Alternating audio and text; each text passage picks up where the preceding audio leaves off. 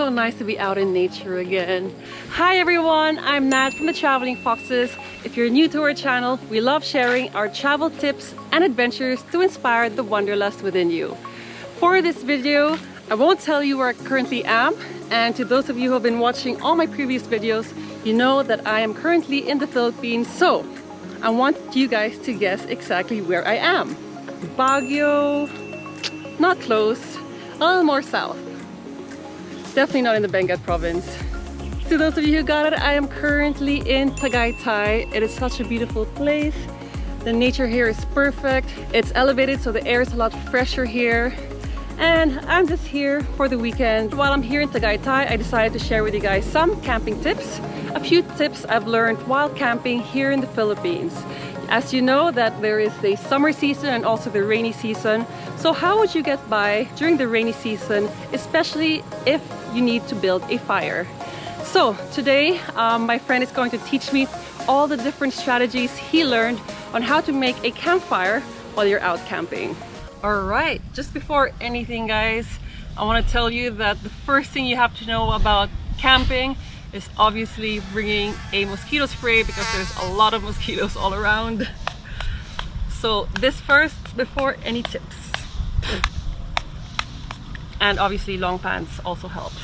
The elements of fire, you have to have oxygen, the fuel source, and heat. Take one of those away, you won't have fire. What you're trying to create here is a method of creating fire with, there you go, without having to bring a lighter or a match. So I'm sure you've seen one of these bracelets.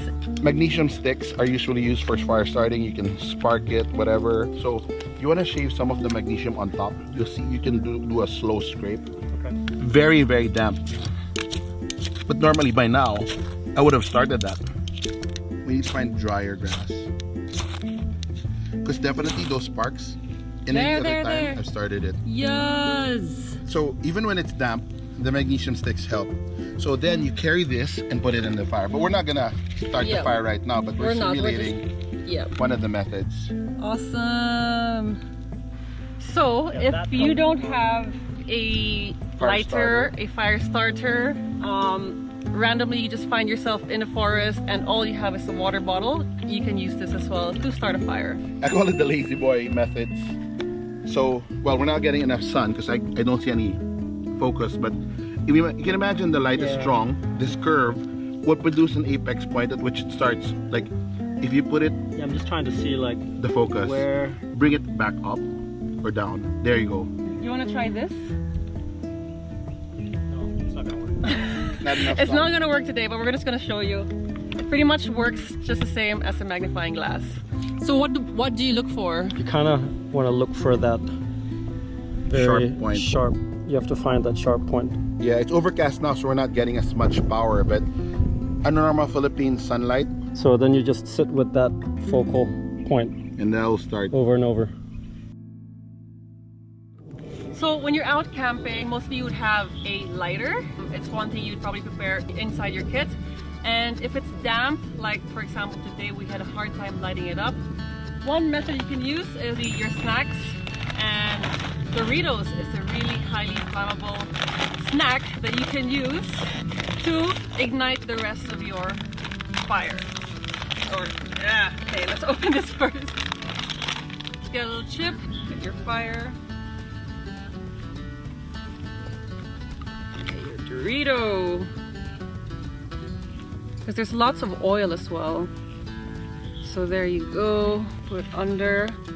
Make sure there's enough oxygen. I'll blow it.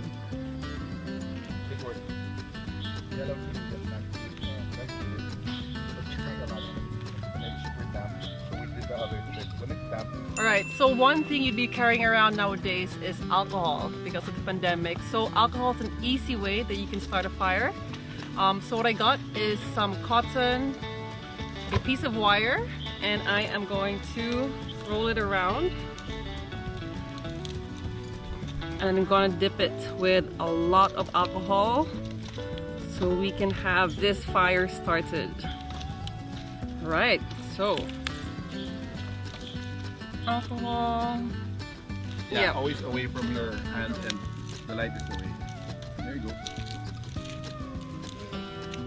It's lighting. It's just invisible because it's alcohol. Be careful because it's lit. There you go. It's not visible because it's alcohol. So the alcohol is kind of invisible when it burns. So you'll see the distortion of the gases, but it's burning. A lot of people don't realize it's lit.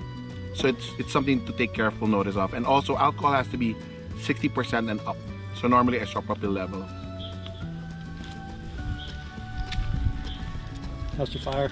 It's getting big. It's getting big.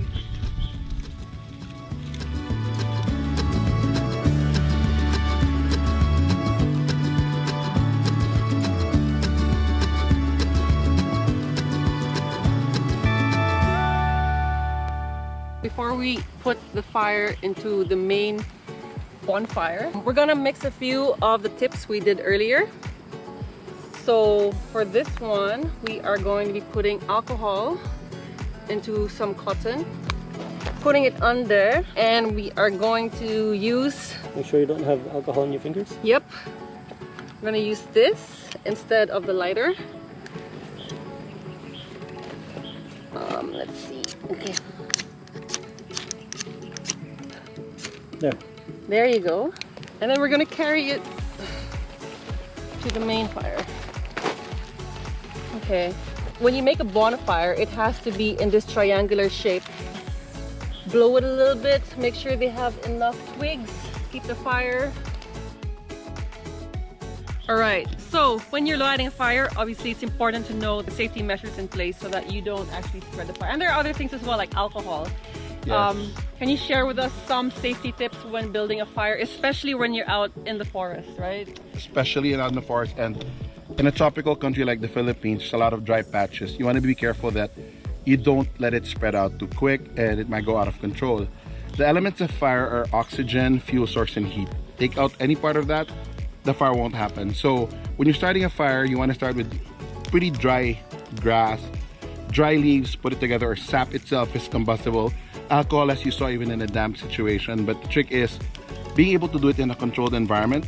So one of the worst mistakes you can do is start pouring alcohol in an open flame. Yep. These are the no-nos. And when you have something lit up, it sometimes happens that you see embers going out, and you have to monitor that it doesn't go into a dry patch, because that can easily start a small fire. So these are small hazards, but the rest is just controlling it, letting the air flow through it, and just managing it, and never leaving it alone, that it will create a small accident.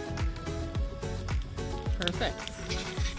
All right, so I hope you guys learned a thing or two about how to light a fire, especially when you're out camping and it's damp, it just came from raining and you need to light a fire while you're out in the forest. If you want to learn about more camping tips, do follow our channel. As mentioned earlier, we love sharing our travel tips and adventures with all of you. So give us a like and also a follow, and we'll see you in the next vlog. Bye guys! Okay. It's more.